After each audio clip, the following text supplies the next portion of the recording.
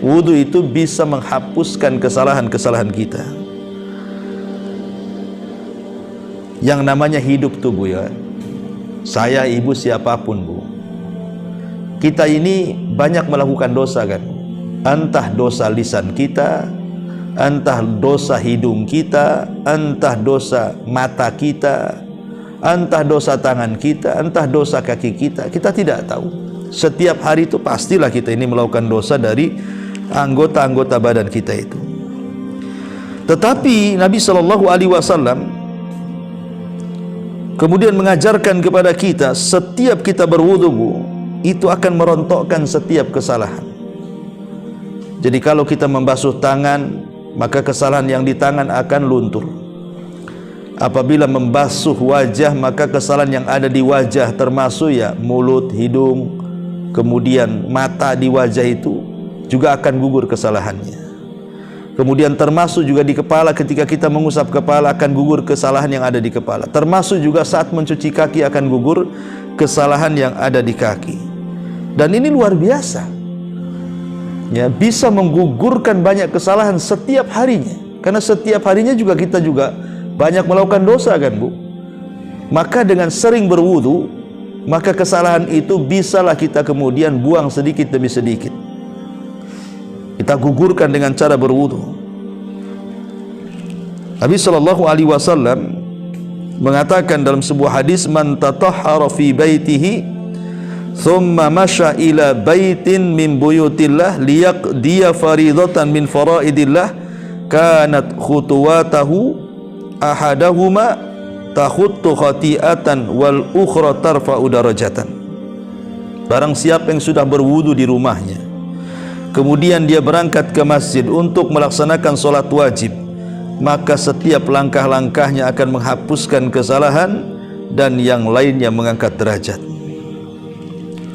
Dan dalam hadis yang lain, man tawadda'a nahwa wudu'i hadha thumma shalla rak'ataini la yuhadditsu fihi ma nafsahu ghafarallahu lahu ma taqaddama min dhanbi. Barang siapa yang berwudu seperti wuduku ini, kemudian salat 2 rakaat, dia tidak bicara dari wudu ke salat itu kecuali Allah akan ampuni dosa-dosanya. Jadi luar biasa. Berwudu itu menyebabkan kita meninggal dalam posisi husnul khotimah. Kalau Allah Subhanahu wa ta'ala takdirkan ibu tidur malam, kemudian pagi tak bangun lagi, alias mati, maka ibu itu meninggal di atas fitrah. Meninggal di atas fitrah, husnul khotimah. Dan itu dijelaskan dalam hadis Bara ibn Azib radhiyallahu an. Kata Nabi SAW kepada Bara bin Azib itu, ya Bara, idza ataita madja'aka fatawadda wudu'aka lis-salati thumma taji ala syikil ayman wa qul Allahumma aslamtu wajhi ilaika wa fawadtu amri ilaika wa alja'tu dhahri ilaika rahbatan wa raghbatan ilaika la malja'a wa la manja minka ila ilaik amantu bi kitabika alladhi anzal wa bi nabiyyika alladhi arsal, atau amantu bi kitabika alladhi unzil wa bi nabiyyika alladhi ursil fa in mitta 'alal fitrati wa in asbahta ala khairin. Kata Nabi SAW kepada Bara bin Azib, ya Bara, kalau engkau hendak menuju pembaringanmu, mau tidur gitu ya, berwudu, kemudian baca doa. Kalau seandainya engkau nanti bangun di pagi hari, maka bangun di atas kebaikan. Tapi kalau Allah takdirkan kau mati, mata ala fitratin, engkau mati di atas fitrah, artinya mati di atas Islam. Dan Allah mengatakan, fala tamutunna illa wa antum muslimun, janganlah kau mati kecuali kau dalam keadaan muslim. Bahkan Nabi Yusuf alaihi salam sampai berdoa, tawaffani musliman wa alhiqni bis salihin, ya Allah wafatkan aku dalam kondisi muslim dan libatkan aku bersama orang-orang baik. Jadi kalau seandainya Allah takdirkan kita ini tidur kemudian tak bangun lagi paginya Bu, insya Allah mudah-mudahan kita mati di atas fitrah. Makanya sebagian ulama mengatakan Bu, sebenarnya seseorang itu meninggal ketika di pagi hari kita meninggal, apakah dia su'ul khotimah atau husnul khotimah itu gampang sebenarnya nilainya. Cara lihatnya itu loh maksudnya. Apa lihatnya? Lihat kelakuan sebelum tidurnya, Bu.